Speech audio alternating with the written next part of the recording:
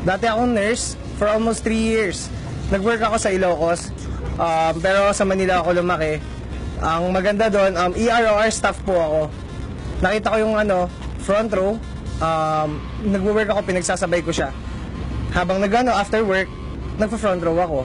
Nung nag-front row ako, nakakain ko na yung gusto kong kainin. Nabibili ko na yung gustong bilhin.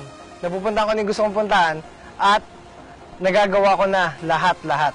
Noong 2014, nakabili ako ng brand new Montero Sport. Then after a year, 2015, piniprepare ko po yung sarili ko that time. Nag-order na po ako ng sports car naman.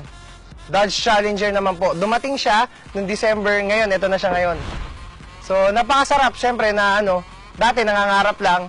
Dati nakikipagsiksikan sa bus. Nakikipagsiksikan sa jeep, sumasabit pa. Pero ngayon, tinitignan ka na ng mga tao. Diba? Kasi tinitignan kung sino nakasakay sa sports car eh. Artista ba yan?